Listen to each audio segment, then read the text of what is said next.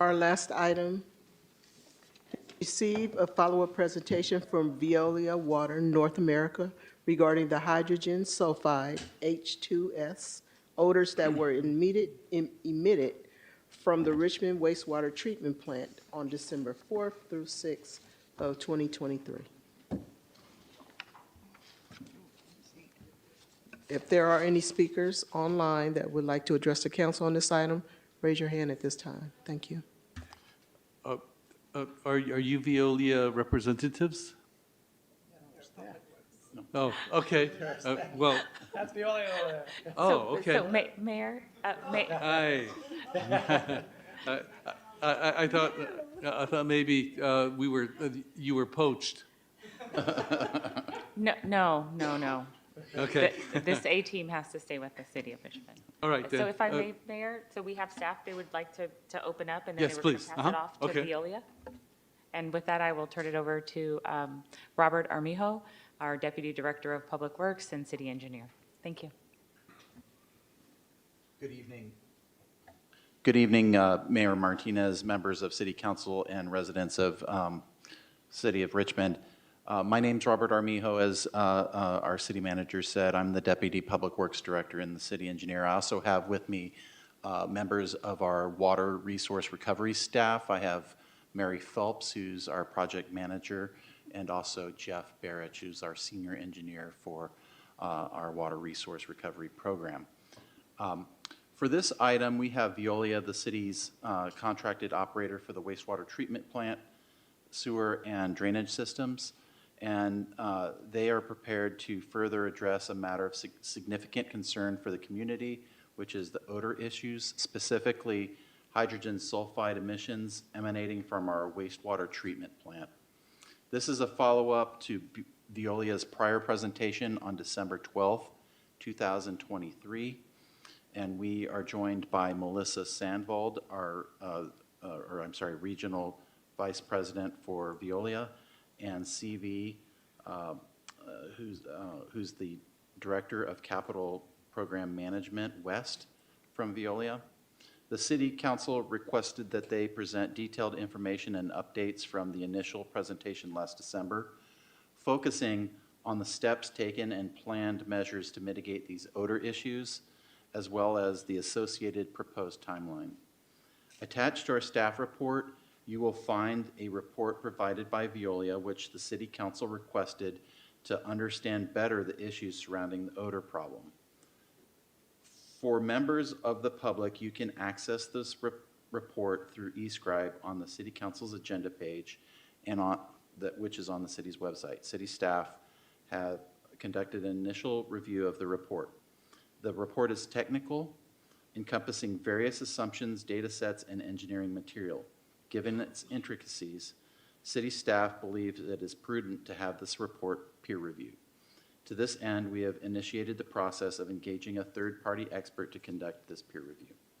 Tonight, Veolia will provide a PowerPoint presentation outlining their findings, strategies, and solutions to address the odor concerns. After the presentation through the mayor, there will be an opportunity for City Council to ask questions and offer comments, as well as receive comments from the public. Our objective here is to not only address the immediate concerns, but also to ensure the long-term efficacy and sustainability of our wastewater treatment plant operations. We're committed to transparency and thoroughness in resolving this issue and maintaining the quality of life in our residents, for our residents. At this time, I'll ask Melissa and CV to begin their presentation, and we look forward to a productive presentation. Thank you.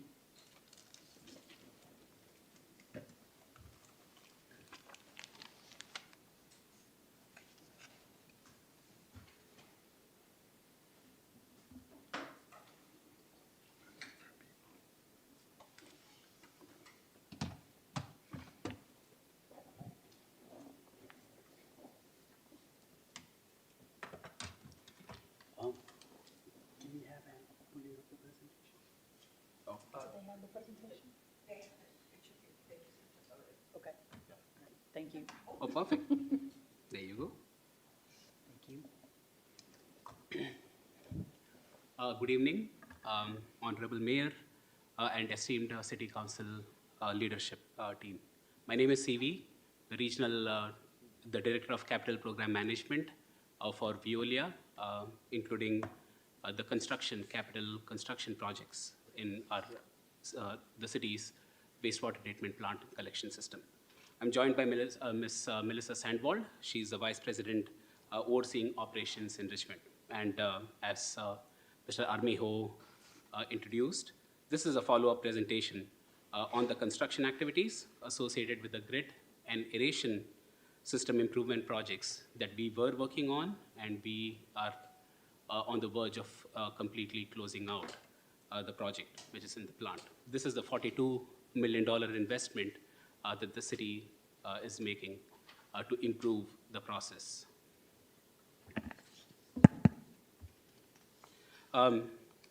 Next slide, please. So as you may recall, in early December, while executing the grid and aeration improvement projects at the plant, we worked on several construction activities and tie-in activities simultaneously to meet the project completion schedule, including upgrading the odor control fans, draining and connecting the secondary clarifier. And this is when we had a loss of power, a single phase of power, which kind of contributed to the perfect storm scenario, where several of our treatment equipment went offline and causing odor issues at the plant. Once again, next slide, please. Once again, we regret the inconvenience caused to our community members due to the odors, and these were exacerbated by the construction activities. And I apologize for not clearly communicating the increased risk of odors which resulted due to these construction activities. Mayor and council members, we heard you and our community members loud and clear during the city council meeting on December 12th. And as directed, we submitted our detailed odor report on January 8th. We performed a detailed analysis of our construction activities to identify improvement areas and made several changes to improve our construction approach, as well as improve our communications with the city. We had additional all-hands meetings with several stakeholders to identify odor risks and mitigation measures, in addition to the construction planning, operational sequencing, and safety risk identification at every stage. And we kept the city emergency services manager, Mr. Richard Diaz, as well as the city public works team informed every step along the way.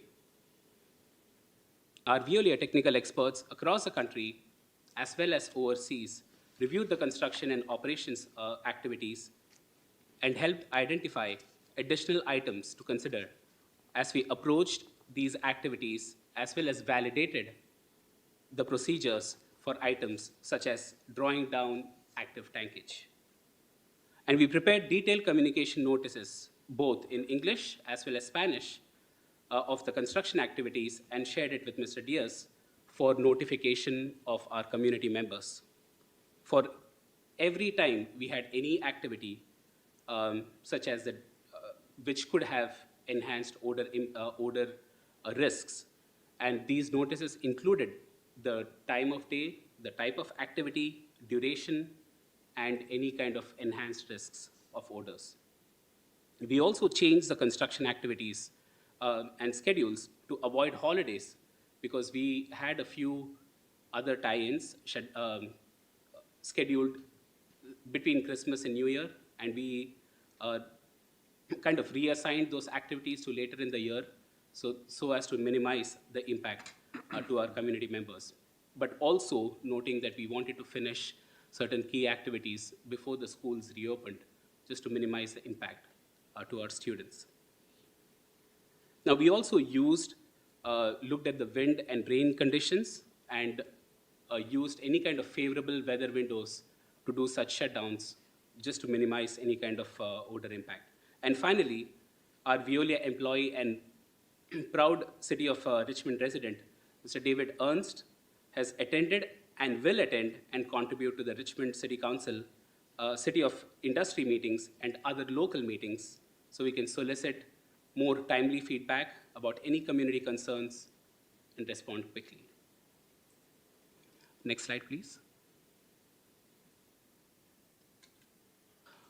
Now, I'm happy to report that since our last meeting, we've incorporated the lessons that we learned after December 5th, adjusted our approach, and successfully completed several more complex and disruptive shutdowns and tie-ins which had much bigger odor impact risks. And all of these were completed without any reported odor impacts or hydrogen sulfide spikes at the fence lines as detailed above. Next slide, please. Now, I just wanted to share some of the key achievements or construction activities which were completed. You might recognize the picture. On the left, this is the old fan, motor, and the scrubber that we were disconnecting so that we can make the connections to the new fan motor as well as the biofilter, which is in the background, which is shown in this picture on the right. Next slide, please. And we also finished upgrading the aeration basins. So on the left, what you see is the old mechanical aerators, which are very energy intensive and not very efficient. We've replaced this with the fine bubble diffusers, which is basically a series of air pipes at the bottom of the tank, which help spread the air a lot more uniform pattern, which helps in the breakdown of the organic matter. What it means is it helps improve the wastewater treatment plant efficiency and would also potentially help mitigate odors at the plant. Next slide, please. So I just wanted to share a quick overview of the big difference in how these basins operate. On the left, on the darker color, what you see is the older the older surface aerators. What these do is they're not as efficient. On the right-hand side, you'll see a much more uniform spread of the air, which is something that we accomplished in the basins, aeration basins. Next slide, please. So it's just another representation of how the process works now uniformly in a much, much better manner, and which could potentially help reduce odors in the future. Next slide, please. Finally, we were waiting for Pacific Gas and Electric to complete the new, complete installation of the new meter and establish the new power connection at the Ferry Point pump station.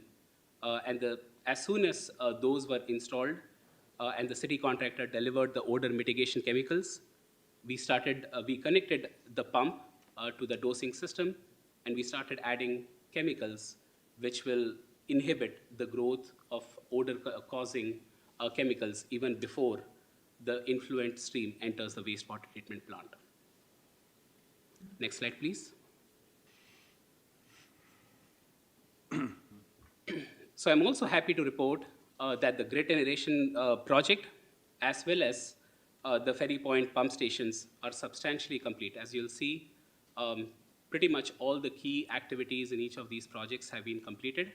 And right now, what we are working through is a punch list, which is basically a construction corrective actions list and performance acceptance test, which is underway in the plant. Next slide, please. We are also working with the City Public Works to identify funding, timelines, and preferred methods to implement additional odor mitigation from the odor studies recommendations lists, as well as identify locations and pricing for smart manhole covers, which would help strengthen the hydrogen sulfide monitoring within the collection system, which is across the city. And additionally, we are also in negotiations with the contractor to retain the existing temporary odor scrubber unit, which was provided at the beginning of the construction as a backup unit for future use to improve the robustness and have a backup plan in case we have to take down the biofilter for maintenance activities. And this concludes my presentation, and I'll be happy to answer any questions. Thank you. want to start off by thanking you for providing this with this tome, which appears to be a collection of short stories minus your mother's recipe for peanut butter cookies. And at the very end, I noticed that you gave us the same copy of the same document twice. And I was wondering, did you expect us to read this in stereo? Or what was the purpose of doing it twice? We actually determined, due to the size of the document, the link that was sent, we found from several council members who contacted us that they were having difficulty opening it. We reached out to Robert Armijo and offered to have copies printed and delivered to City Hall for anyone having difficulty opening those files. He asked for 3 copies to be delivered. So that's why there were 3 copies delivered to City Hall of the documents. No, this is, in this tome at the very end, this was printed from the file that you sent us. Okay, from the files? And in the file that you sent us, there were two copies of the same item, one right after the other. And so I read one, and then I started reading the other, and I thought, am I falling asleep? Or is there something wrong with this document? And so I was thinking, oh, well, maybe they want me to read this in stereo. So I held them both eye to eye to read them in stereo, and that didn't work either. So anyway, in the document, I found a lot of other issues, and I will get to them when it comes time for comments. But I believe that this document, as big as it is inadequate, and I will explain why when it's time for discussion. So do we have any questions? Councilmember Robinson? Just a question. During the last session, there was a request from community members that you make an effort to engage the neighborhood councils, especially the ones that are directly impacted by releases. And I might have missed it, but I didn't see that as a part of the plan. I did see you were talking to your kind of colleagues in the Council of Industries, but I wonder if you have a plan to help get the word out about activities that may affect neighbors. We are working with Richard Diaz to actually both update, look at a 4-week look ahead, as well as emergency updates to those 4-week look aheads to make sure that we're getting out the information to the community. I know he's been working with the city manager's office. He's been reaching out to council members individually to make sure that we're getting that out to different locations. We're also on the Veolia side working to update a website for educational reasons. Some of what was in the report is historical and background information on how odors are created, how that is affected by different contributors, weather events, things like that. So we want to make sure that we're getting that educational material out there as well. One of the concerns about reaching out to individual HOAs is that not everyone would have an HOA. We definitely encourage them to reach out to us if they would like to have a visit, but we also don't want people to feel that we're excluding anyone by saying, you know, we've drawn a line on which HOAs we're going out to, or, but more importantly, we So want I to actually was encourage talking people. about neighborhood councils. So Richmond has districts or neighborhood council districts. So every neighborhood, all the neighborhoods fall into different neighborhood councils. Of course, not everybody participates in neighborhood councils, but it's a good way to distribute information. And some of those neighborhood council folks spoke at open session, open comment for this item the last time, and they explicitly requested that, you know, information go to the Point Richmond Neighborhood Council, the folks that are directly impacted. And I thought you were going to take that information back and incorporate it into your outreach plans, but it sounds like that's not what has happened. And some of those individuals were directly reached out to individually. We have not reached out to the actual group that they belong to, but we have spoken with the individuals who requested an outreach. So you don't have a plan going forward to develop and, like, create a better relationship with the neighborhood councils around the plan? We can certainly look into that. Again, we want to encourage people first to come to the facility, understand what goes into that. It's very difficult. you can see by showing some of the photos and walking through some of this, as you point out, is very technical. It's hard for people to envision what it looks like, what's going on in the process. It's easier to show and walk them through what's going on. We would love to provide tours and educational information to people. It is a city facility. It's open for tours. We just ask that people schedule them in advance for safety reasons to make sure someone can walk them through the facilities and make sure it's a safe route. But I think that's a great place to start, is on that educational side to understand, so that when we make comments about influent or collection systems or what those things look like, that there's actually understanding of how that all comes together. But certainly, again, we are working with the City Public Works Director, and more importantly is Richard Diaz, to make sure that we're getting information to the community. So I have a question for staff, actually, and I think, correct me if I'm wrong, but Mary may have this information. And, you know, I was under the impression that since the December 4th event, staff, that there have been other incidents. Is that correct? And if so, how many incidents have happened since December 4th?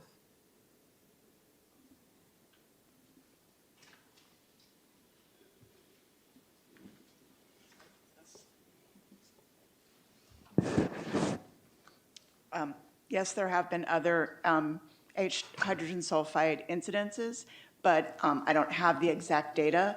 We have contacted our consultant, Sonoma Technologies, to provide us with a full report that will be submitted to the council at a later date. Was it more than one incident? Yes, but less than 10. More than one, less than 10, since Yes. December 4th, and Yes. we're at January 23rd. Yes. So, okay, thank you. And the incidences, I will say, were substantially minor. I mean, considering the number that were higher, we had some that exceeded like over 200.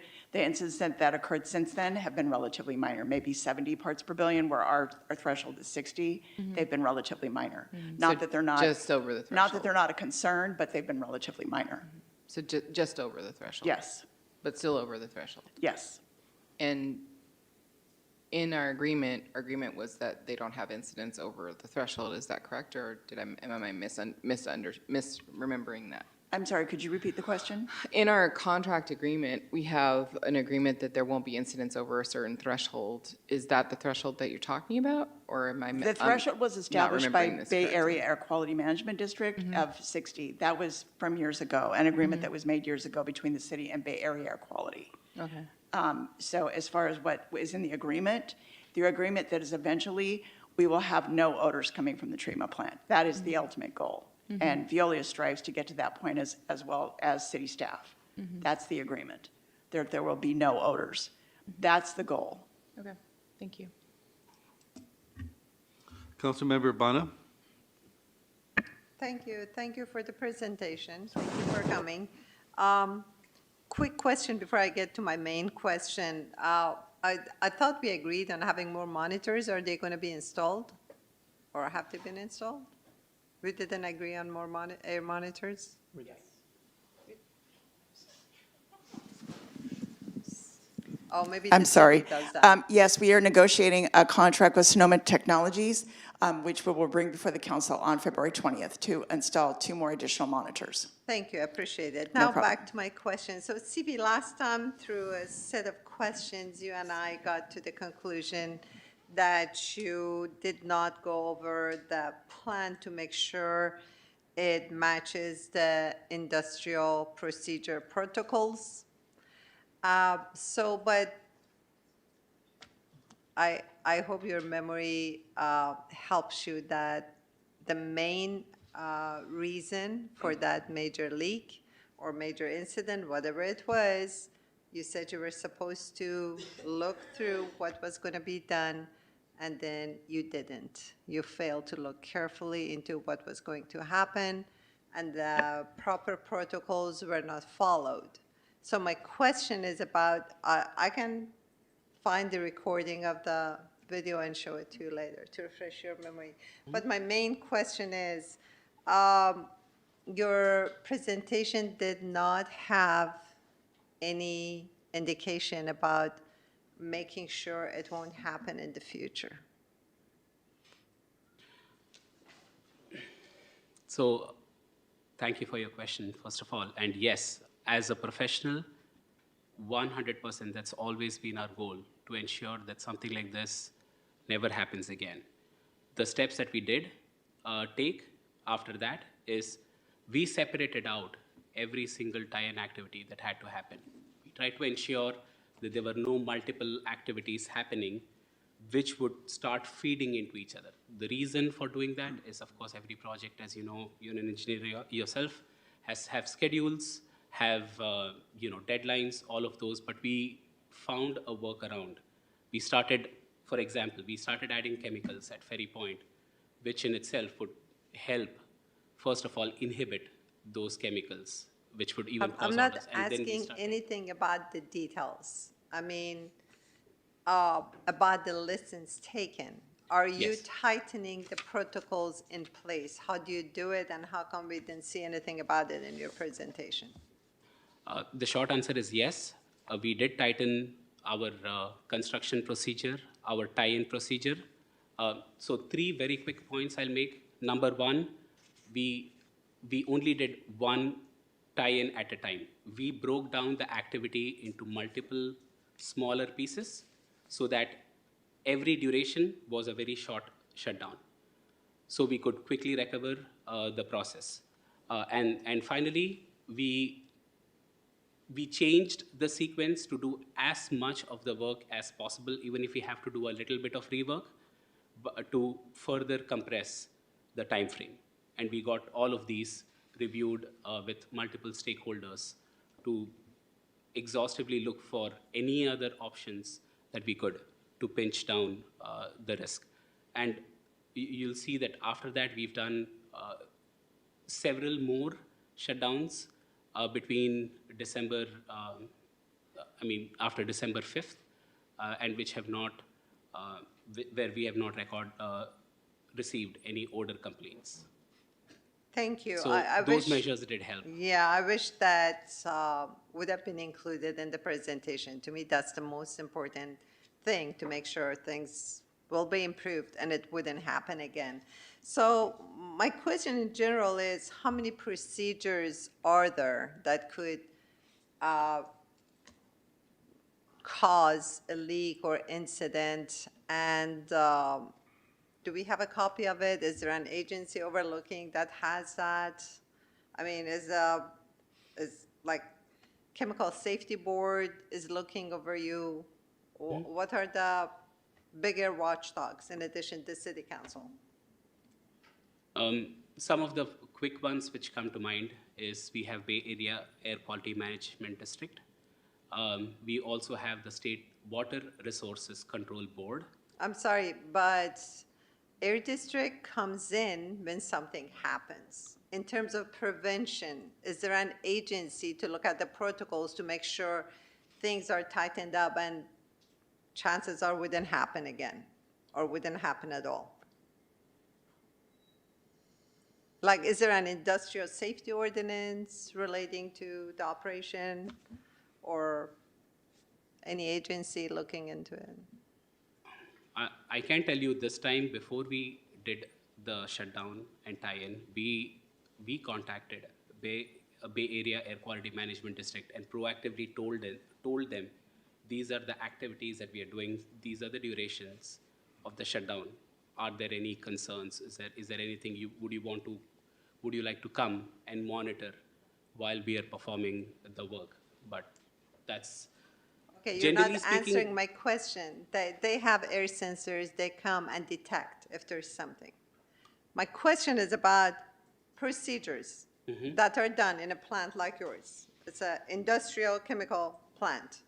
Is there any agency that is overseeing the protocols, industrial protocols? We are not treatment engineers. We wonder That's right, if there's, a third party that we could ask for a list of protocols, or you submit something so we see anything happened, any errors, anything missed. Nothing? Sorry, can I say something? I think it's No. OSHA, the answer, sorry.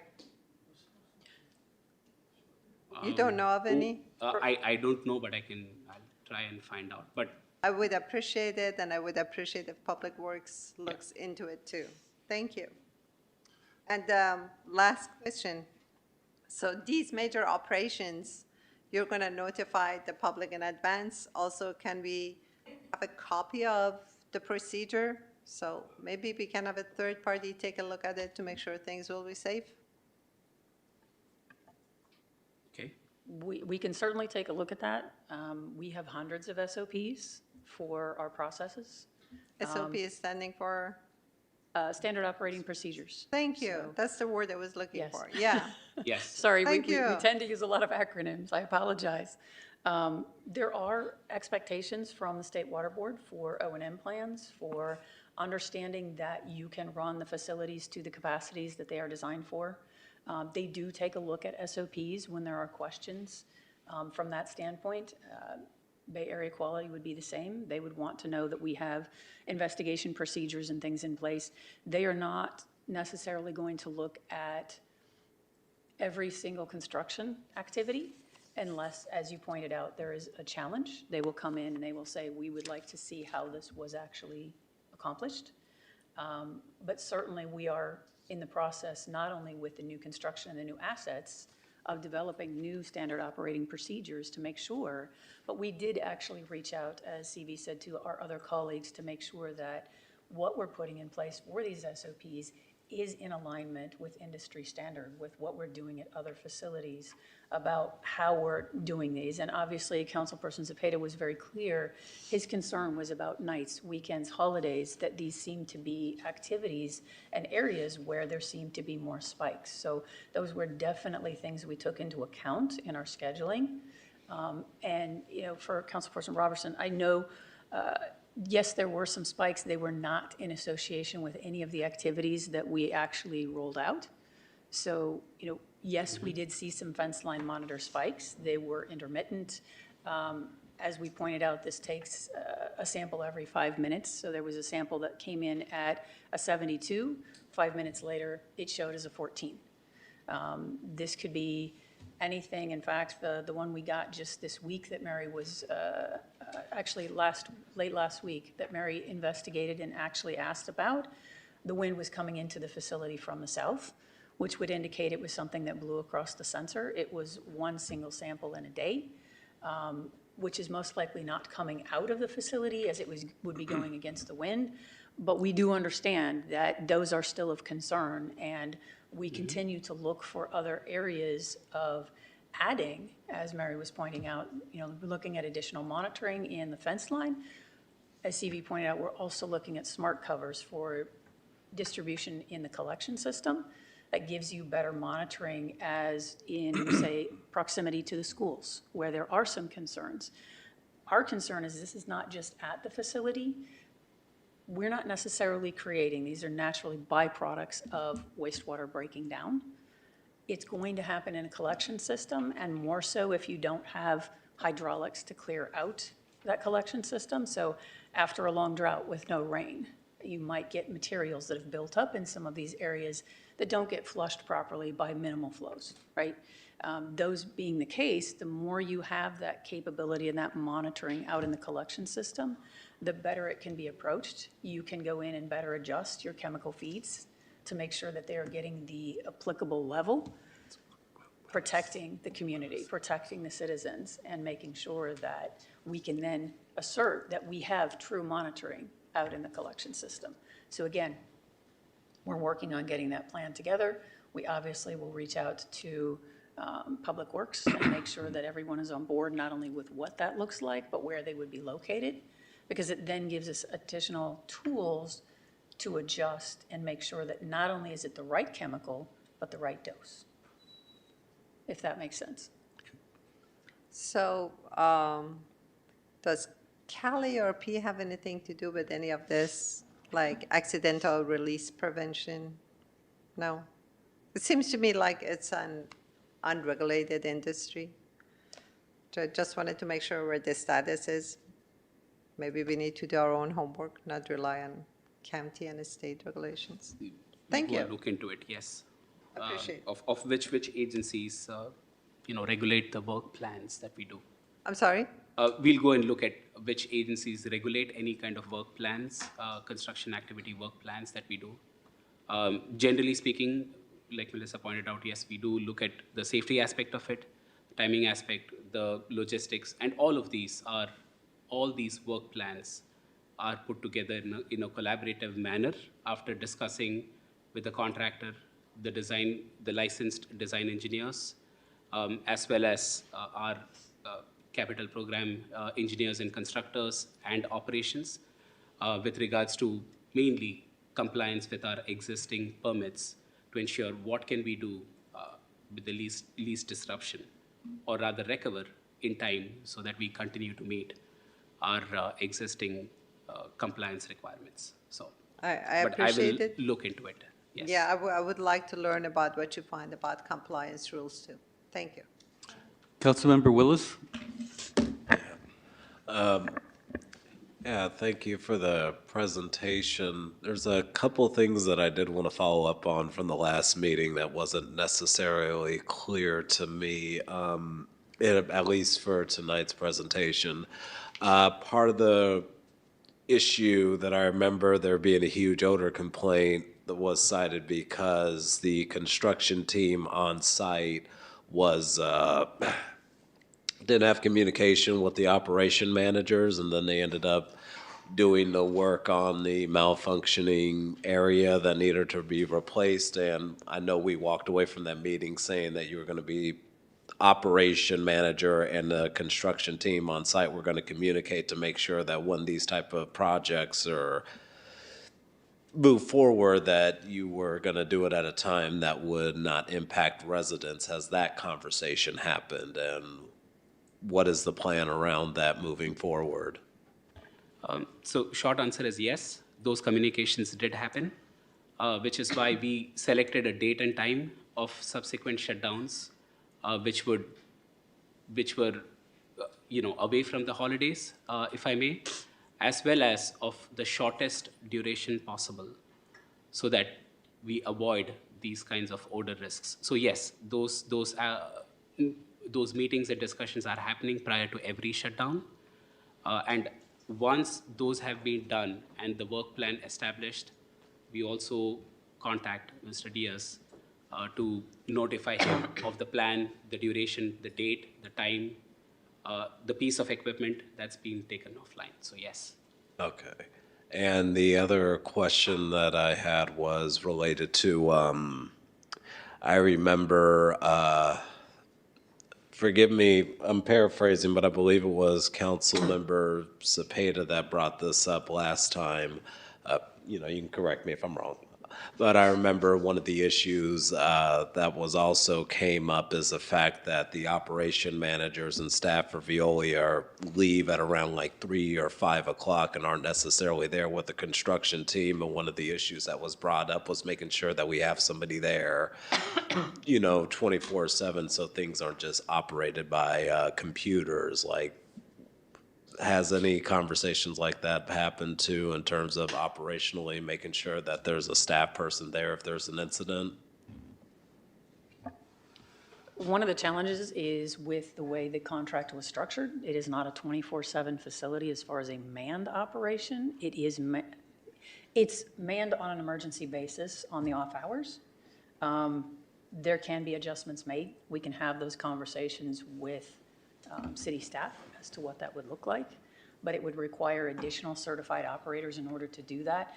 We can't run this system on off hours without the appropriate certification levels. That's not allowed by the state water boards.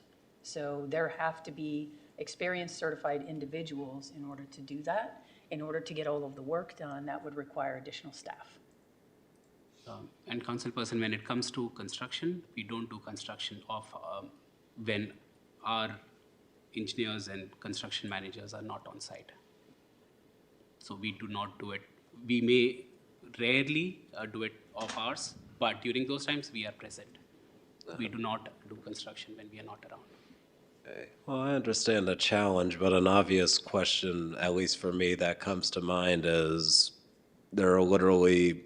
is there a scarcity of those who are certified to run the plant? Seriously? Absolutely. Big time. Okay. And final two questions that I had. I know you mentioned, and this is following up on Councilmember Robinson's question, you mentioned reaching out, or you I actually have kind of sounded vague. You were only reaching out to homeowners associations, and I remember when I brought it up, I was talking about the local PTAs, like at Washington Elementary, Nystrom, the Santa Fe Neighborhood Council, Iron Triangle Neighborhood Council. Folks would be in the affected area, potentially a voter, starting from ground zero and building your way out. So you've only reached out to homeowners associations, but not any of the neighborhood councils, community centers, or even posted up, or sounds like you're working on the 4-month schedule and when operations are going to be happening, but no other groups have been reached out to besides homeowner associations? One of the things that we want to take a look at is what is the appropriate level? What is the request? At the end of the day, I can only imagine from the looks in the room as we do some of the presentations, they are over the top. These are very, very data intensive. They're very, very technical.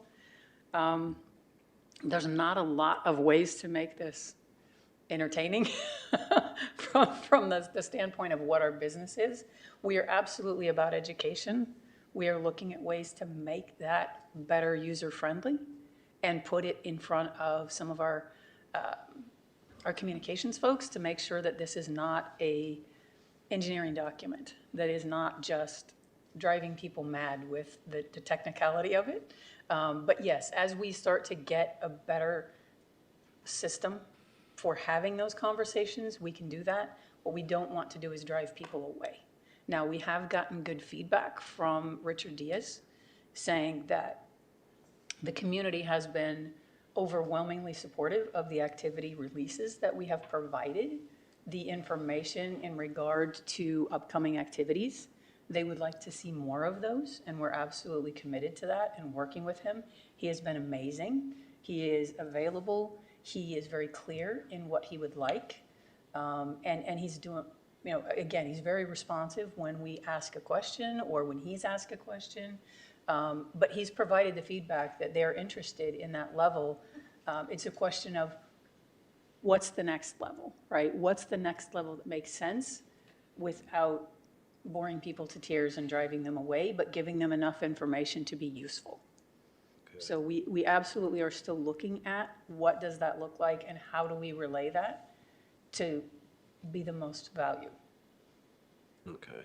Yeah, and my final question is, and I remember getting feedback about this after the meeting or even during the meeting, was actually, I'm paraphrasing, but I remember it clearly. It's we are less concerned about when an operation is going to happen and more concerned about the fact that there's going to be odor that's going to basically be released into the community and make us suffer.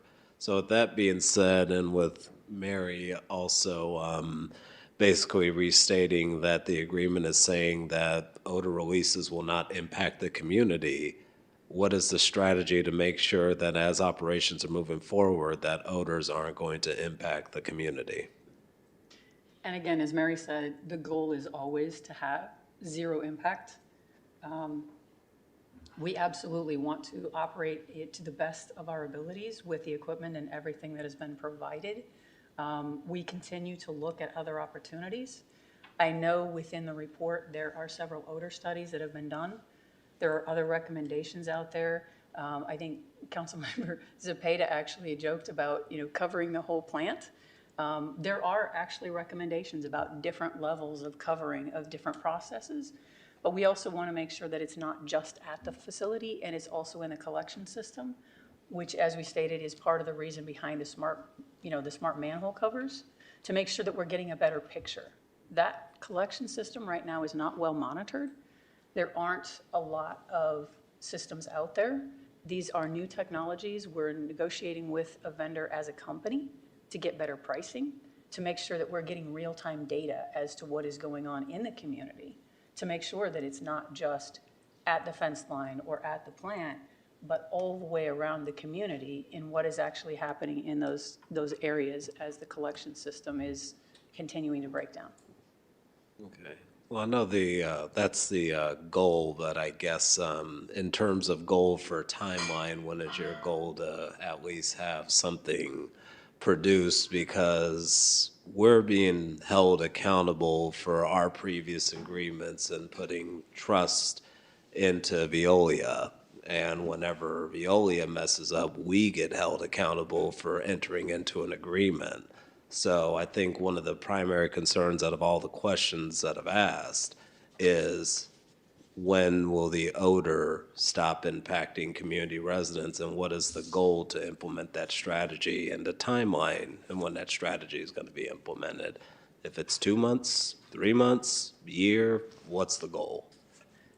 The goal is to work with the city as a whole to determine where the funding will come from for extra resources.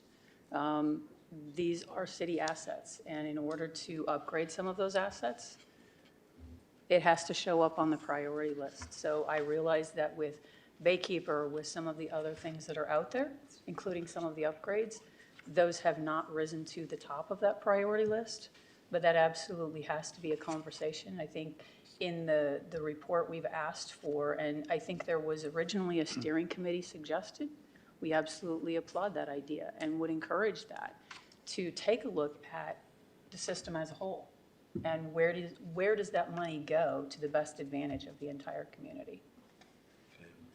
Thank you for taking the time for being here and presenting and answering my questions. I'll have further comments later, but thank you. Councilmember McLaughlin. Yes, I wasn't at the meeting in December, although I did see it online.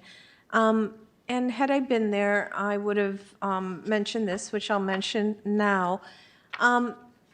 There have been complaints about odor going, I've been in the council for, quite some time, and there have been odor complaints going back years, and, many community members, largely in Point Richmond, but also Washington School in Point Richmond, there were concerns from teachers and parents, and so this isn't something that that is new, but it's something that is extremely concerning. And I think the idea, so I just want to echo the concerns of both Councilmember Robinson and Councilmember Willis to reach out to the neighborhood councils, especially Point Richmond Neighborhood Council, but Councilmember Willis mentioned some other nearby neighborhood councils and the school, because they are the ones that are affected, and they are the ones that, start reaching out, saying, what's going on here, we need to know. And if you give a presentation there, it does at neighborhood councils or, whatever group, community group, it doesn't need to be highly technical. It could be a brief explanation of what you have been dealing with and what you are correcting. And you could also offer to give tours. I remember that happened before. I know I had a couple of tours, and it was explained exactly what changes were being made. Of course, those changes didn't last, so now more changes have been made.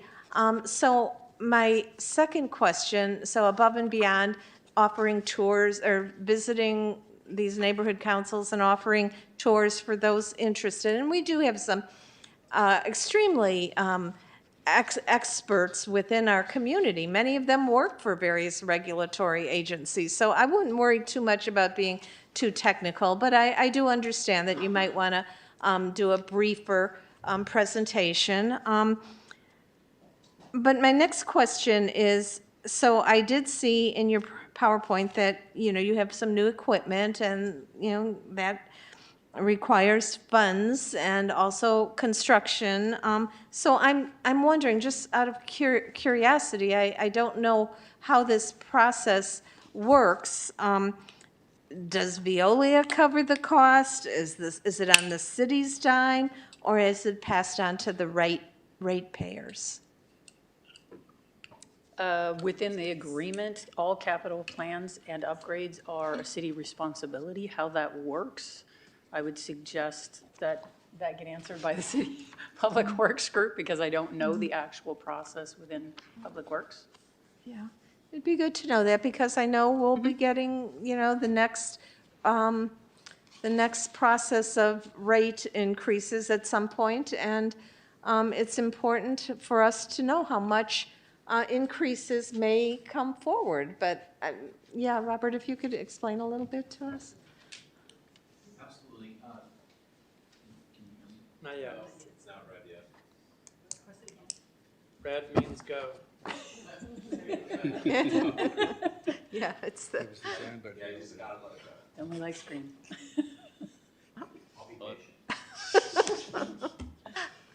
boy, this new system. Robert, if you want to try this one, this Yeah. one's red. He's got. Councilperson McLaughlin, that's a great question. All the funding for our, so I can see you around this, all the funding for our, Take a picture. Oh, it's back. of course, all of the funding eventually for our wastewater comes from the enterprise fund, and it all derives from our ratepayers. So I'm not aware in the wastewater enterprise fund of there being any subsidies coming from the general fund. So hopefully that answers your question.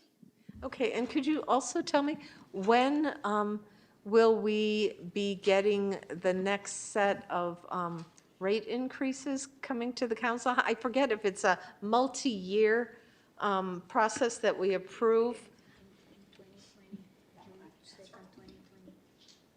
Was when we did them. I can answer that one. Mary Phelps, project manager. The city council approved the rate increase in 2019, and it was for a 5-year rate increase. So the last rate increase will go for 24-25, and then it sunsets. So unless the council votes for additional rate increases after 24-25, there will be no more rate increases. That will be it. So how does that work when the capital, so it's part of that we have to cover as a city, not through the general fund? When the but- rate study was completed in 2019, it was projected out that we would have enough cash and reserves to project out enough capital work, that we would have enough cash funding and bonds at that time with interest to pay for a lot of the capital work that's going on right now. Okay. The project that's going on in the plant right currently, that was paid for with a state revolving fund loan from the State Water Board. So that's not bonds. The recent equipment The changes? most recent one, the large project that's going on in the plant right now is through state revolving fund. Okay, so if there, so you projected out in the 2019 rates. So if an emergency comes up and further equipment is needed, you're saying right now it's paid for through the water board, is that what you said? Right now, we have enough reserves in the fund balance that we should be able to cover any emergency repairs that are needed. Okay, that's good to hear, thank you. You're welcome. Councilmember Cepeda? Thank you, Mr. Mayor. Good evening. Thank you for coming out again. Happy New Year to you and everyone else in the back from your team. Hello, everybody. Thank you for waiting.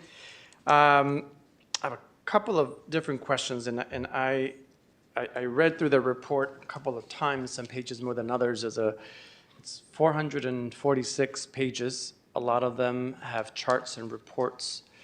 As you know, I'm a former member of the West County Wastewater District, so I have a little bit of knowledge, not a lot, but a little bit of knowledge of wastewater, probably a little more than my colleagues, having sat there for almost 4 years. I have some questions, and then the report. Definitely, thank you for putting the report together. It definitely took a lot of time. There are some pieces that I feel that are missing and that they weren't quite connected, or maybe I just didn't find those answers in the report. So I'm going to drill down into some of them there. Some of them just didn't quite connect. I was trying to connect a timeline.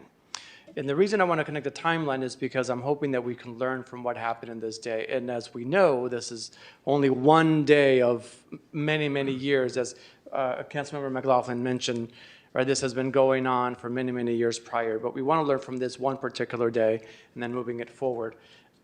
Some of the comments on here, Veolia staff, and this is page 3, Veolia staff immediately attempted to correct those conditions but could not do so successfully. That is referring to the incident on December 4th. But then subsequent paragraphs and pages then talk about the timing, and I can't get the time to connect. It looks like the issue happened at midnight. Yes, started. Midnight, December 4th. December 4th. Midnight, December 3rd. I think the first odor complaint came in around 5 PM on Now, December 4th. that's another thing to differentiate. What, it's the complaints versus the incidents versus when you guys noticed when something broke. Because the report here says that, and I'm paraphrasing because I'm not sure which page is on, but that you saw that the power went down, and it went down for less than 5 minutes. Then the plant wasn't able to get back up. Something happened. From the time that the power went out, I don't know if staff went home right before or after. And again, it talks about at midnight, something happened at midnight. And then someone was working at night on December 8th, December 4th. And I'm just trying to connect the dots. So if something happened at midnight, the power went out December 4th at around 5, staff went home at 3, someone came back at 8. Help me connect the dots of events of what happened and what are we learning from this? And was there someone at the plant? Because if there was someone at the plant to realize that the power went out, the generator kicked in 5 minutes later. No.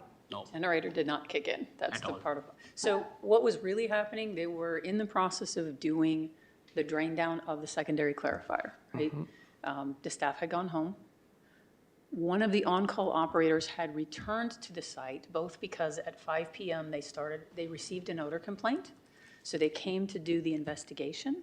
At the same time, they were looking into a chlorine monitoring system, right? So they got an alarm that said it's not functioning properly. That was around 8, right? So in the meantime, they were going out, they were doing the investigation on the odor complaint. They were also working on equipment. At midnight was when we lost a single phase of power. So originally, we called that a brownout. That doesn't meet, apparently, the definition of brownout for PG&E, but we did lose a single phase of power. And if I can ask you there, sorry, I don't mean to cut you off, but that you're hitting the dots there. So now it's midnight. Is this midnight December 4th to December 5th or midnight Yes. December 3rd? 4th So to if the the 5th. so the brownout, which caused the power outage, happened at midnight December 4th to December 5th, but the first alarm happened earlier December 4th.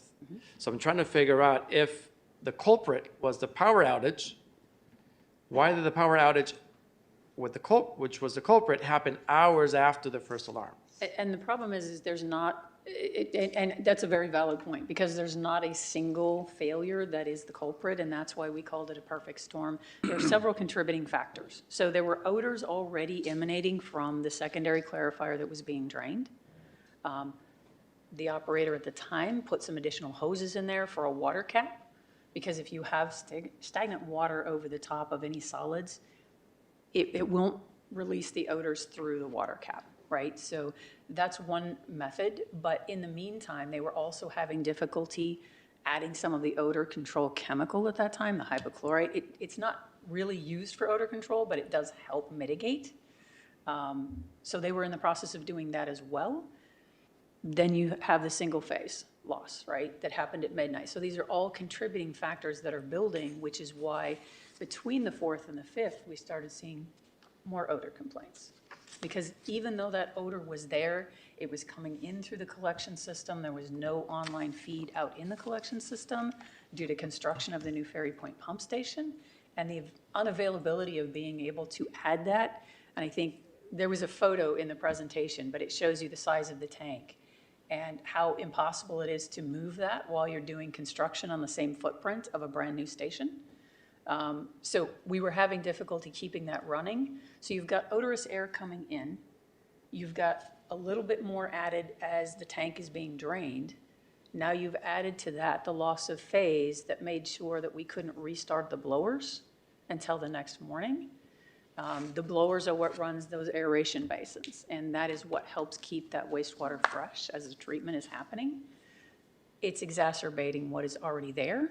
And then you are on the 5th having the removal of the odor control fan, which just was like the final straw that made everything start to collapse.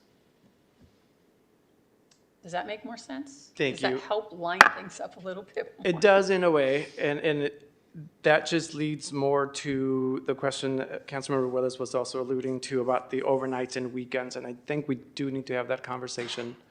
In the West County Wastewater District, we have someone, or I keep saying we, I'm no longer there, they have someone who is there 24/7. Obviously, this human doesn't work 24 hours a day, 7 days a week, but they are there after hours, so they're there if something's happening. Something that your report also called out is, and it didn't quite register with me here, so you're gonna have to help me out. Your staff is supposed to get the same notifications we get over email. Yes. But then it appears from the report that action didn't start until a phone call was made to your hotline, which is 510-412-2001. That is what I read from there, that They do investigate odor spikes at the fence line. We do have a handheld gerometer. It's very, very sensitive. It's an expensive piece of equipment. But they will do odor investigations within the facility. They walk the fence line and take odor readings to make sure that is part of the investigation process. And those are records that are provided to AQMD when they come on site. But yes, we also go out into the community when we actually receive an odor complaint. So my question is I'll rephrase it here. If the alarms went off at 5, and from last time you mentioned that your staff goes home around 3:30, and then if your staff is supposed to also receive these notifications over email, as we do, those of us who are signed up for them. So if they're receiving them, did it prompt them to turn back around and say, what's going on? Or are they just going, oh, some email, oh, another email? No, they do actually come back and they investigate. And they make sure that they walk the facility not only to take the readings, but also to help identify if there is something, and this is part of the reason we like people to come to the facility to see the size of this. Some of these things are not obvious. Some are these, it could be something happening on a pipe that is specific to that pipe, but because of the material that it's carrying could be very odorous, right? In the dark, it's not always easy to see that. It's not always easy to identify that, but they are trying, as they're walking around, not only to take the readings, but also to try and identify what the odor source is and try and eliminate that as quickly as possible. So are you saying that from when the last individual left at 3:30 and when the first spike email came out, without the phone call, the first spike email, did that person come back to check it out? So they came back from wherever they were. So we did have someone at the plant at around 5:30 that day? Yes. Okay, perfect, thank you. Just want to confirm that there. Now, in regards to the communication, and these are all learning opportunities, so I welcome your partnership. But before I move on, actually, the overnight and weekend, so I want to make sure that we have this conversation with staff, right? What would it take to have one more human there? It is going to provide a sense of security to our community, not just the immediate community, but everybody else that is being serviced by this wastewater plant, which is about 2/3 of Richmond or so. Right, so it's making sure that if something happens, there's a big earthquake, let's say, because we have those in California, and this person that's assigned to come back in case of an emergency lives on the, and I don't know where they live, but let's say they live on the other side of the bridge falls down. What happens to a sewage plant? It still needs to work. right? So we need to make sure that we have that plan for the plant ready to go. So having a human there is going to serve us trifold, because we're going to be able to have them day to day, but in case of an emergency. So if you can please make sure that this is one of your recommendations to staff, what would it take? In terms of rates, Veolia services less population than the West County Wastewater District, yet the rates in this part of Richmond are much higher. So there should be, and I know that there's projects going on, but so does the West County Wastewater. We actually have a little bit bigger project going on, or they have a little bit bigger project going on. So we want to see, there's got to be money in there to be able to pay for this additional human or two. In terms of communication, please work with me, CC me, whenever you are reaching out to Richard Diaz. For those of you who might not know him, and I just found out about him, he is our new emergency services manager. So we want to make sure that as he is communicating, and he is new to Richmond as well, that he and you are able to communicate with the affected community immediately, as immediately as possible. And that will be the Point Richmond Neighborhood Council, the Santa Fe Neighborhood Council. Those are the two adjoining neighborhood councils next to the plant. And then obviously myself. If you send me an email at any time, I will most likely get it. If you send me a text, I will definitely get it. And I can send something out. Now, defining communication, as you mentioned, right, the communication is not always sexy. What are you going to say? There's an odor. So how do you communicate that? That is not overly alarming, but is informational. And in this incident that we're referring to, what was important was for when people started questioning, do I have to evacuate? Because there were so many alarms, right? So I want to make sure that we understand, if it's one alarm, like you had on the 19th, at 6:25 a.m. on the 19th, we want to make sure, right, if it's just one and you're monitoring it, right, it was air blowing from somewhere else, whatever it may be, maybe we don't need to send something out to the community. But if December 4th happens again, where it's coming a lot, we need to know what is going on proactively, right? Whether it be a project that you were working on or something happened, right? The power went out again. It will happen again, most likely, because things happen. But that's the type of communication we want. One, the plant's okay. We need to know as elected officials, as a city government, we need to know. And then letting the community know, we're working on it. Here's what you can expect. You don't need to evacuate. We've got this under control, we're working it. Or maybe you do need to evacuate, or maybe you just need to close your windows. Whatever the action is, if there's an action. We are asking this of our other big industry as well. Chevron started doing that as well with just notifying people. Nothing big of an emergency, just FYI, this is happening. So we'll want to learn from that. At what point do we communicate and how do we communicate? Because right now the community is very alarmed with anything happening, right? We want to be able to build that trust again. And until we build that trust, we have to a little bit over-communicate with them. So if you reach out to me, I can put you in touch with both of the neighborhood councils, with their leadership.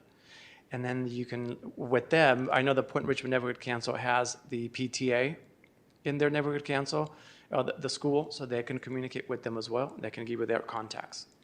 We can make a phone tree and making sure that everyone's well communicated and they are aware of what's happening in our backyard. A comment that we had before is the clarifiers were down and extra parts were not readily available. Are we planning ahead for that? And I know that we can't plan for every part, but are there some parts that we know that break more often than others that we can have backups? And do we have those already? Is that part of the plan? And can we make that part of the plan?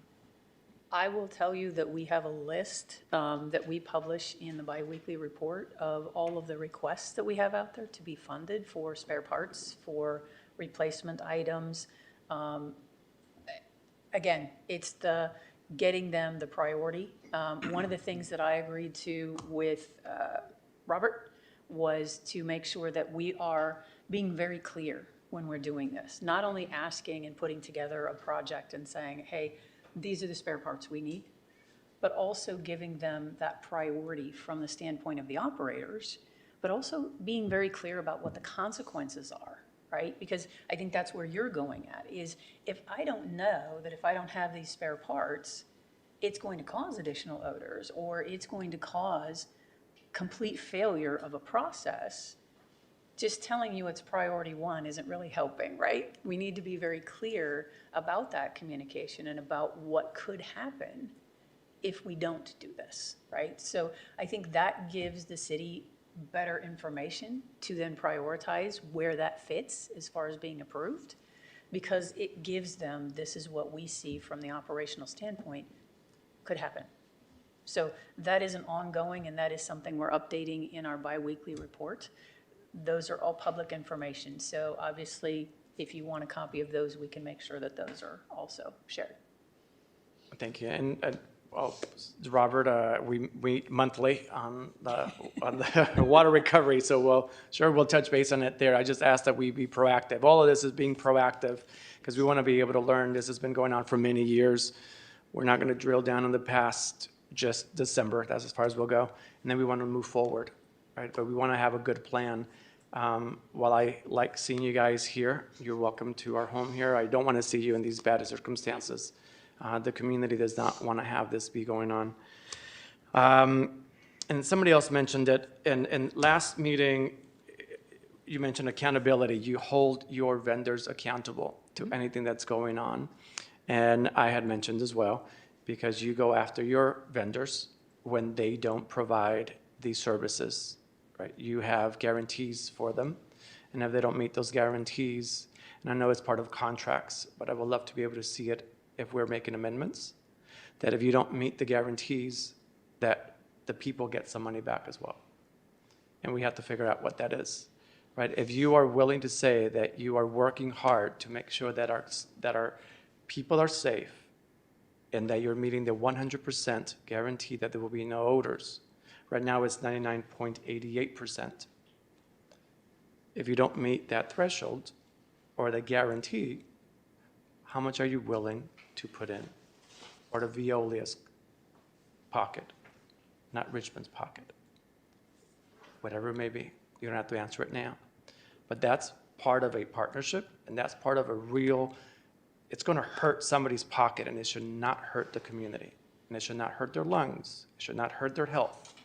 So I will welcome your opportunity to give me some numbers there for in the future. And that gets me to the end of the questions for now. Thank you. Yeah. Okay, I'm trying to figure out how to stop this. Stop! No, I think we need to start being mindful of the time. I let you go on for a while, and then I thought I better time you. And then I timed you, and you still reached the allotted time.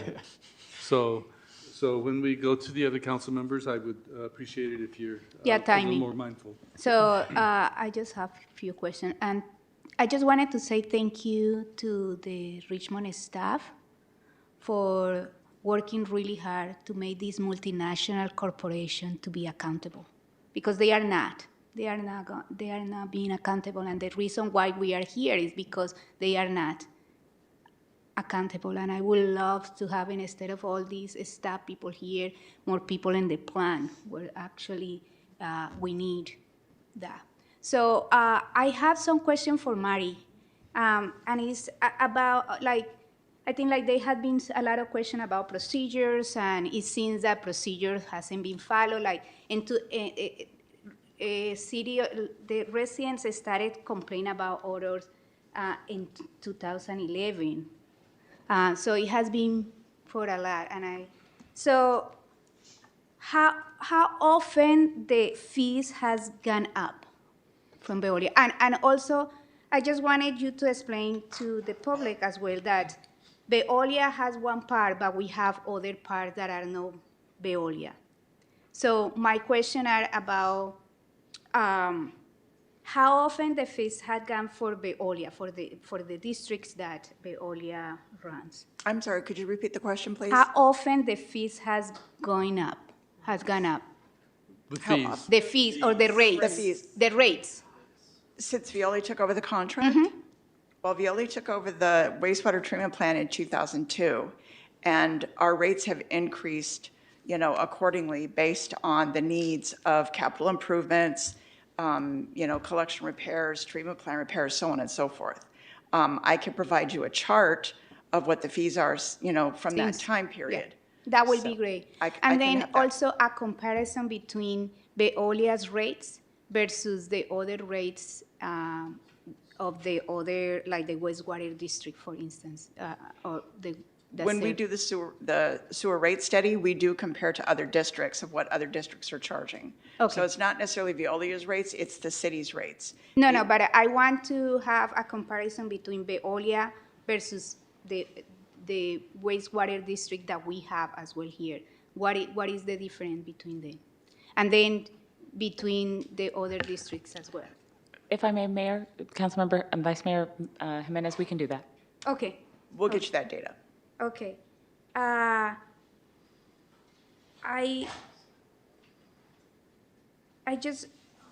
think like for me, and also like, can this be done like for like single family home sewer rates since like. I can get you that data. Perfect. And the other question, and these are, like I had two last questions, so I don't take more time. But have the city done any audit of Veolia? Audit? And when was the last time that we did one? When the sewer rate studies are done, there is an audit done financially on what the needs are, but as an audit done on Veolia per se, I can't speak to that. That would be a question for the finance department or possibly the city attorney's office. So I think for me it's important, since we are doing that we are like directing an audit of Veolia, not only in the financial part, but I think like we need clarity and transparency about how efficient they are, how financially and operational they are. Like, so it gives us more information, because we are here just listening to them about what you are doing to do. But the reality is that the contract says that there is, like, they promise to not have orders. And when you say, well, this is the goal, but since 2002, that has been the goal. So that means that right now, since 2002, or since the orders started, they have been breaking the contract. They haven't been follow what they promised to us. And I think like, and it's not anything, like, you have been doing an amazing job, and thank you so much. And I think like what we are trying to do here, I feel like it makes your job easier, because then you don't have to kind of like follow trying to get them to respond to you. They are responding to us because we are putting them on the hot seat right now. And I hope that it doesn't need to be like that, so they are responsible. But I just, first of all, there is a problem of like, there is a contract, and that contract hasn't been followed. So I don't know if we are in breach of contract, and I don't know if we can talk about this public or it's in closed session, but if some things but a multinational corporation hasn't followed, and they promise to a Richmond community, and I think like the one that they said are like this is not a rich community, right? So we need to be really a strong advocates to make sure that we know all the operation and all the information that many people for many years, many residents has been asking this corporation and the city to provide, so they know how is that the rates that are going up are justified and why. So I think like, I don't know, but I will recommend that we do an audit that not only goes into the rates, but the efficiency and the operational part of this corporation working here. So, thank you so much. You're welcome. All right. Well, from this conversation, you can see that the issue is greater than the incident on the 4th. There's other people who want to ask questions, but I think we should turn it over to public comment, and then we'll come back to the council. Okay, we do not have any speakers in-house, but we do have speakers online. We currently have 2 speakers. The first speaker is Philip Rosenthal and Lisa Johnson. Philip, please unmute yourself and you may begin. Hello. I just want to first of all ask the city council to pretend that this conversation was not about this incident and not about Veolia and its contract with the city, but pretend that these people were working on your individual sewer systems or bathrooms in your home for 22 years, and time again, they broke their promises and the contracts. Would you continue to trust them and continue to hire them day after day, year after year?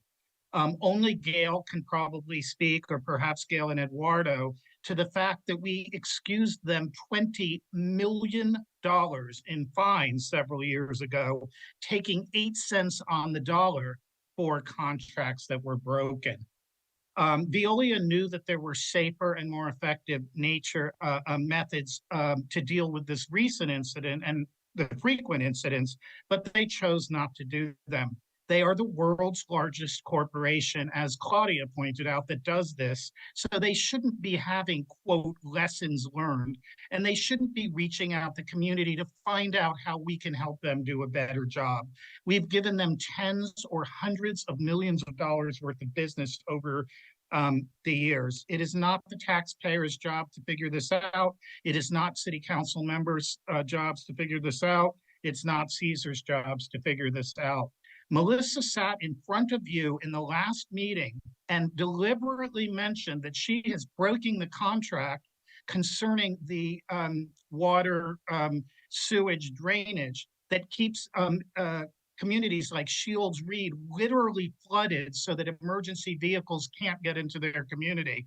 And I hope that those of you following that contract heard her say that they are not even doing that. So I just don't think we can trust them. You wouldn't hire them at home, don't hire them. Your time has expired. Thank you. The next speaker is Lisa Johnson, followed by Edie Sellers. Lisa, please unmute yourself and you may begin. Good evening, Mayor and council members. I just wanted to give a brief update based on Councilmember Robinson's question about the number of events. So since that special council meeting on December 12th, there were 10 separate spikes between December 15th and December 17th, the highest reaching 140 parts per billion. There were 3 events so far in January, the last being on January 19th. Now that spiked above 60 parts per billion around 6:30 in the morning. And the comment tonight was that the wind was coming from the southwest. So it couldn't have been their odor. All you have to do is go and look at the hydrogen sulfide monitor and see that that meter was going up above 20 parts per billion consistently throughout that day from numerous wind directions, many from the northeast. So their argument tonight doesn't hold up either. There is a severe fracture of trust between the community and Veolia. They have, to put it lightly, crapped on us for years. And we're sick of it. Quite honestly, sick of it. They've stolen millions from us. They've committed fraud. They get caught. The city settles for pennies on the dollar. Nobody understands it. Our rates get jacked up 37% every 5 years. And what do we get? Nothing but stench and lies. I heard a lot of unwillingness to proactively reach out to the Point Richmond Neighborhood Council and Santa Fe Neighborhood Council, even though the council specifically asked that last time. There's no excuse for that. That's just being not a good neighbor, period. Historically, odors consistently happen after 5 p.m. on the weekends. We need somebody there 24/7, and we absolutely need a notification system that describes the event, the corrective action, and the timeline for that correction. Thank you. Thank you. Our next speaker is Edie Sellers. Please unmute yourself and you may begin. Thank you, Council, for keep the follow through on this issue. It's pretty clear from tonight's presentation how either Veolia is completely out of touch with Richmond or they really don't care.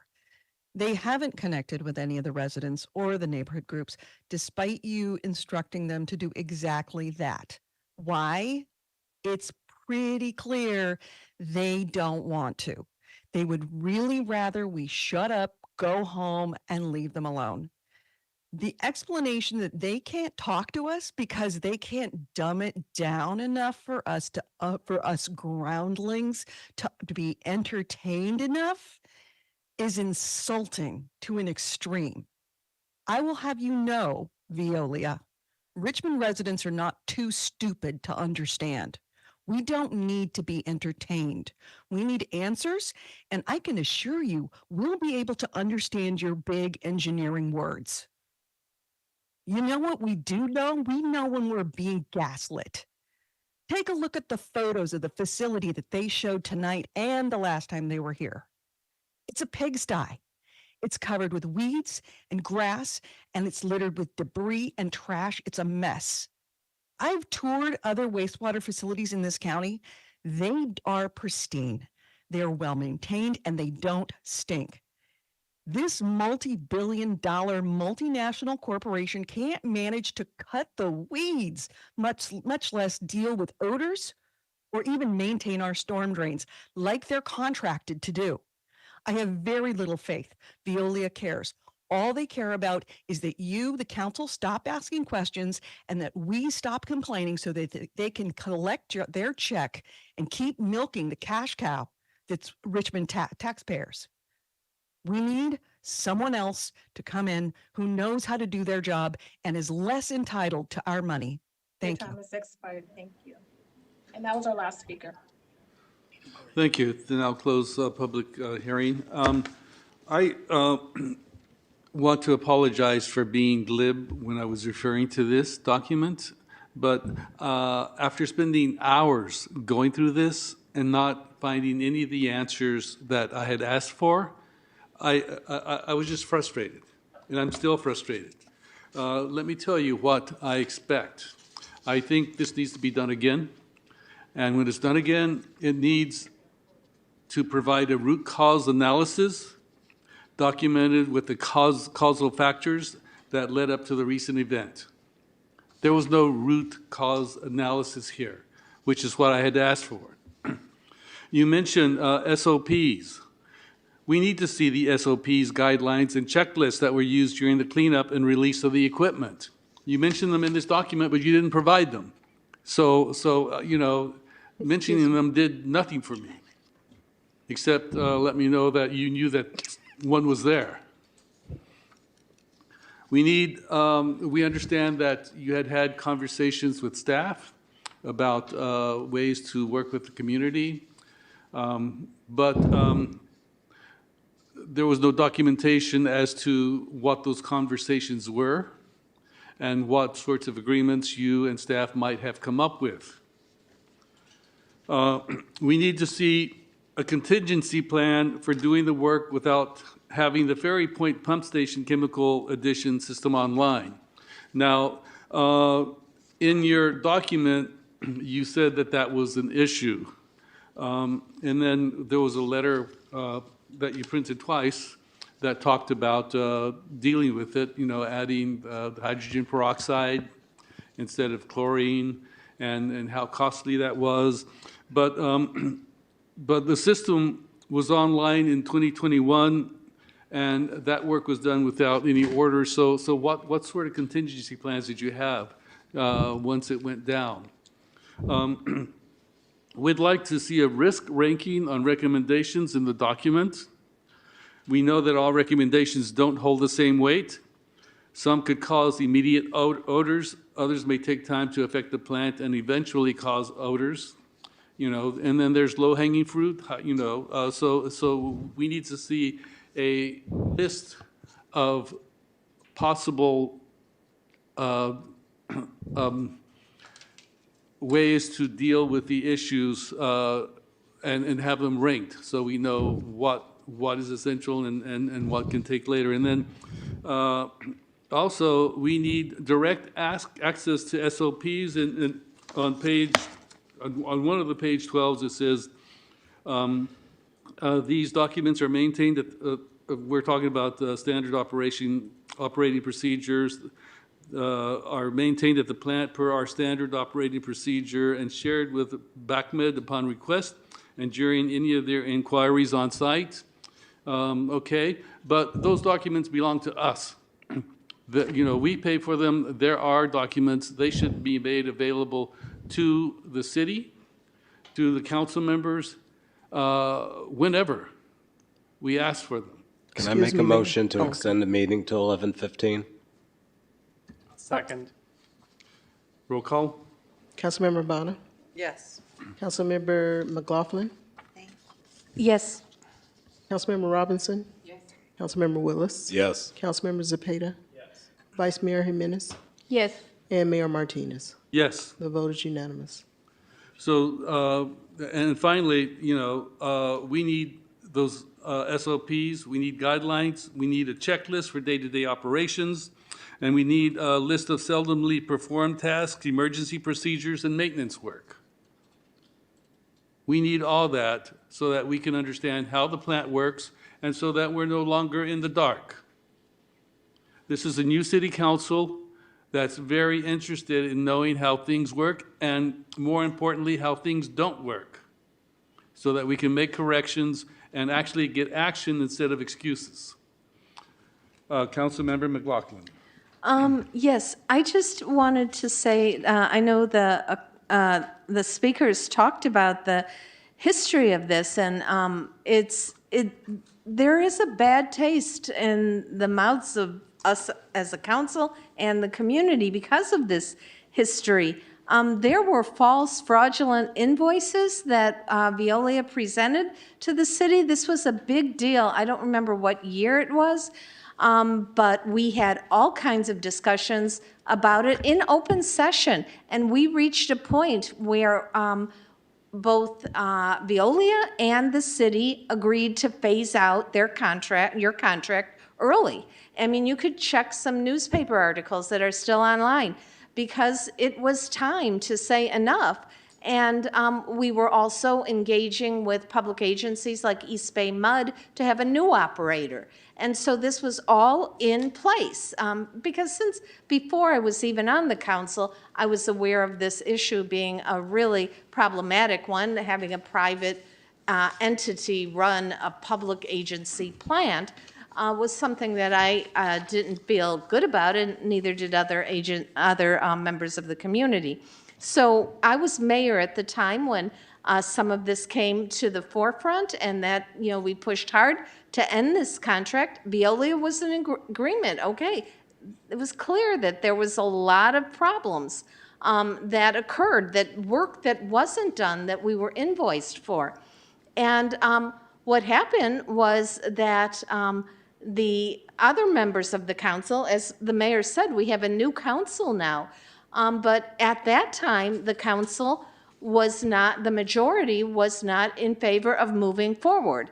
And I was very disappointed because we were very close to just ending this, finding a new operator, and getting back on track in a way that I believe public services should be provided to the public by public agencies.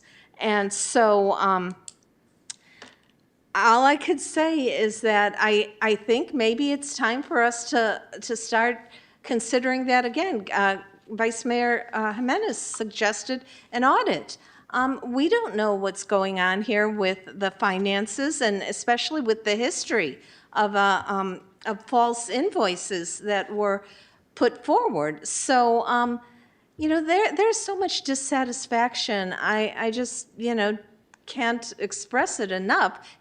This is my 17th year on council. My first year was 2005.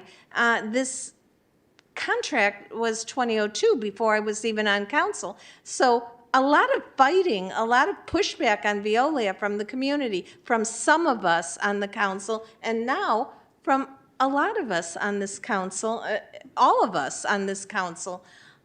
It makes me wonder, if we really need more information, or if we really need to consider this phase-out idea again, and look at other public agencies to come in and help operate this plant. I don't know what the answer is, but it's pretty frustrating to have seen it emerge time and time again, all the problems. And here we are in a time where we have council unanimity on this. So I don't know what the answer is, but I guess we'll have to discuss it perhaps in closed session. But I wanted to express that. Councilmember Robinson?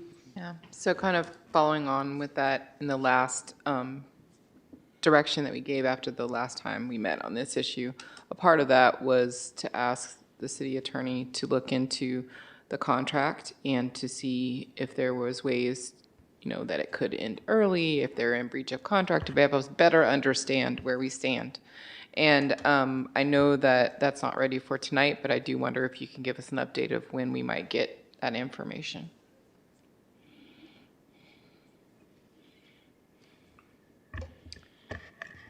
There has been a history to this discussion, and we can certainly put it on for a closed session to discuss options. The part of it is not just the legal aspect, but also the process you'd have to go through to get a new operator. And they're in the middle of a construction project, as you're aware, in terms of developing a capital improvement program. And so there's a question about, what's the status of all those improvements? How far along is that?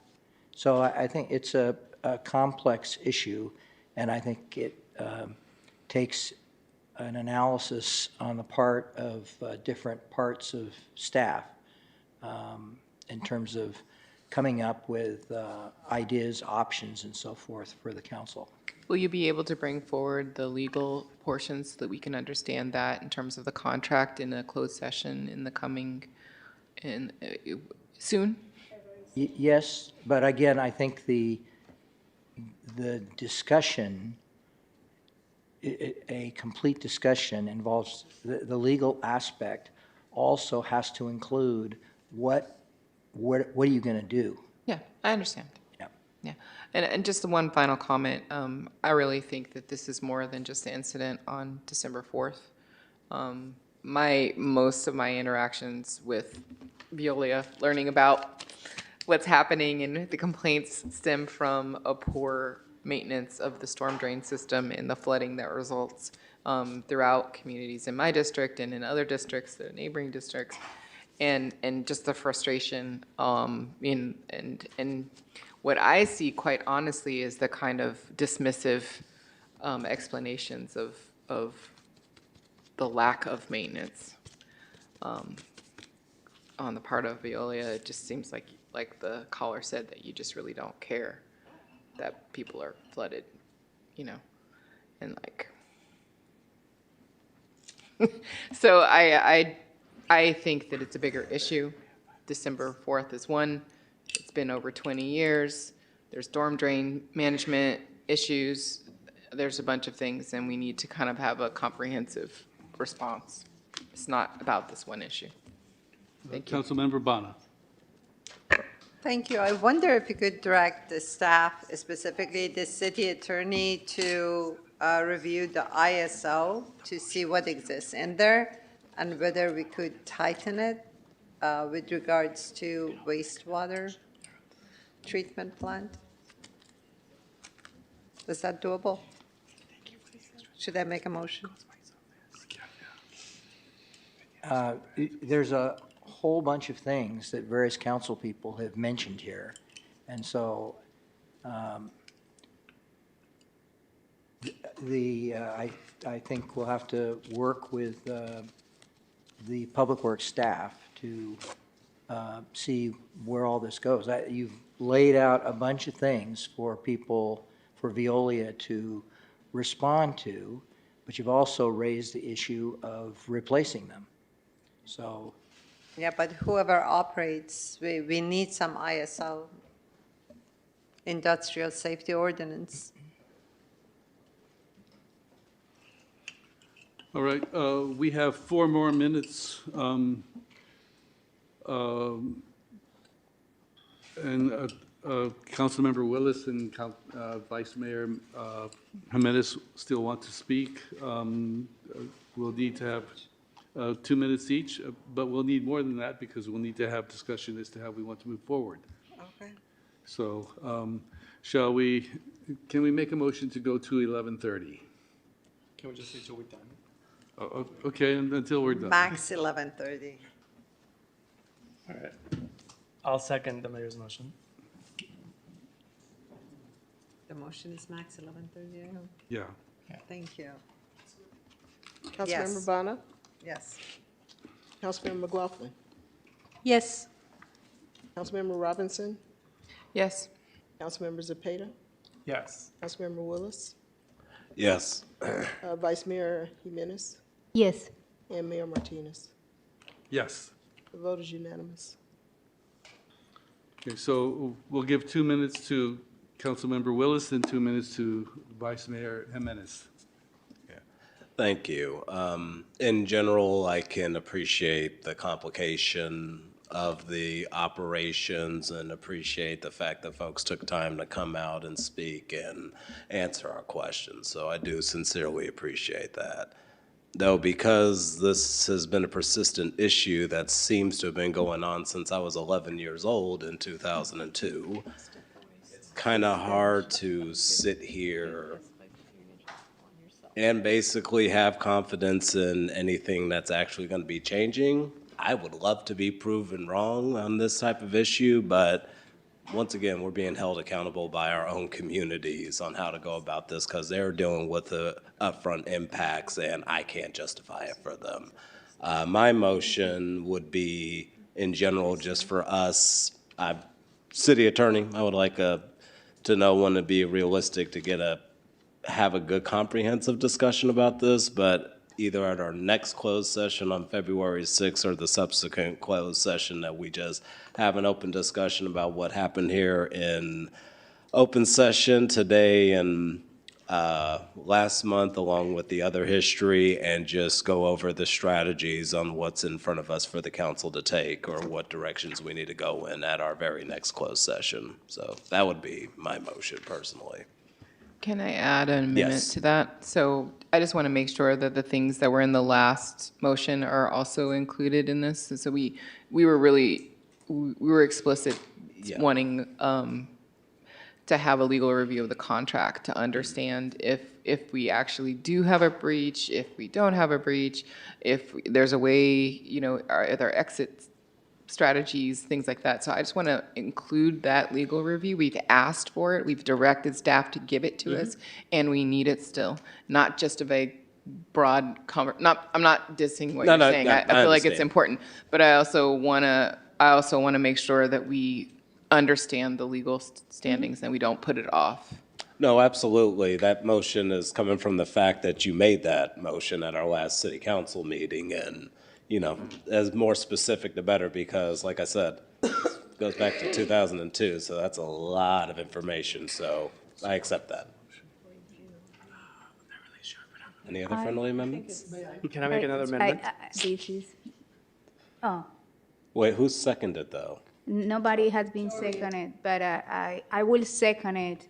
And since it's my turn so I will say, I think like for me is that it's been clear, and I remember having discussion about that council is fed up, and we are tired, and we want to have other alternatives. I know that it's not an easy issue, and maybe it's not like 1 year issue, but we want the staff, and we have been convincing the staff to look into other options So I just wondering if we can have that, like, start this conversation by where we are going, like, by February, not by February 6th, but I will say, like, if by the second meeting in February, you will have, like, that, is that real to have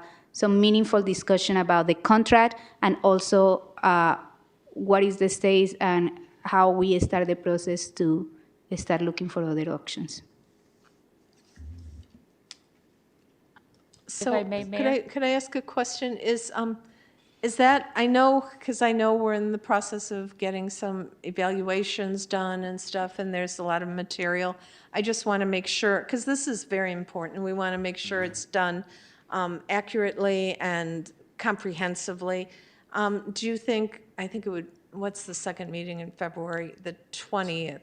Is that enough time on the legal end, first of all, to review this contract and have a substantive conversation, or not? Or would another, If that's when you want to do it, you'll have the best we can do by that date. would the 27th make it a little easier? If I may, Mayor, the 27th, respectfully, if I Yes. may, we have a mid-year budget. So if we could do it earlier, that would be helpful, since this is a high priority for the council. And then also, I want to be clear that my direction to Public Works staff and our colleagues here that have been working really hard on this is that we will be prepared and that we'll be responsive, and we want to work to achieve the city council's policy direction. We have a similar process, right, that we've embarked upon with Republic Services, and so I think we've made it clear that staff does have the capacity to thoughtfully engage with, on these sorts of complex issues, and we'll move forward as directed. So just to follow up, so City Attorney, you think by the 20th you could at least, answer some of these questions in terms of, I think Councilmember Robinson raised them, like, is there an exit in the contract? Is there a, what would constitute a breach? Would a negotiated talk, because of even the past history leading up to now? Just give us some legal insight. Certainly. Okay. Okay, I want to apologize for taking a bio break during a major motion. It seems as if the conversation totally flipped to something different. I was wanting another report that actually answered the questions, and now it seems like we're talking about something else. So can you share the motion? Oh, it was just to, at our next possible meeting, after further discussion, seeming February 20th, that we just have a discussion about this topic in executive session. What is this topic? Veolia, and also if there was any legal breach and what other options are there, if there's an exit, are there potential operators or corrections that need to be done, having that discussion in executive session. And I will just say as a comment, I don't see, personally, my opinion, I don't see an issue with us still getting another report for the public, because the public should be a part of that discussion too. My main reason for the motion is just making sure that we're able to have a discussion about this in executive session rather than just letting it idle, because we're very limited to what we can and cannot say in open session. And I would also say that I'm looking at this as like part one, because history has taught me one thing: this isn't going to be one and done at a one closed session meeting. We're going to have multiple. So let's just get the ball rolling and start giving our staff some comprehensive directions that aren't vague, because we're limited to what we can say publicly. And I think I'd add to that, that Doria pointed out that the motion that was made at the last meeting was very detailed about things that needed to be followed up on, and she wanted it clarified that that this motion reaffirmed the direction that was given in that prior motion. Correct. Okay, and what about the need for a report that actually answers all the questions that we asked initially? I think I have a multitude of notes of things that people wanted reinforced. So I think that Actually, I'm referring to the report that Veolia gave us. yes, I understand, and so that was a part of those many things. So I think to make you happy, Veolia would follow up on all of those things. But the context is you're also talking about how to terminate their contract, and so. Right, and I think it's also a way for Veolia to prove that they are actually interested in serving this community.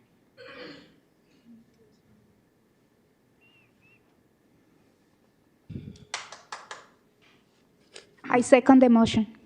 All right, You ready? roll call. Okay, Councilmember Bonner. Yes. Vice Mayor Jimenez. Yes. Councilmember McLaughlin. Yes. Councilmember Robinson. Yes. Councilmember Willis. Yes. Councilmember Zepeda. Yes. And Mayor Martinez. Yes. The vote is unanimous.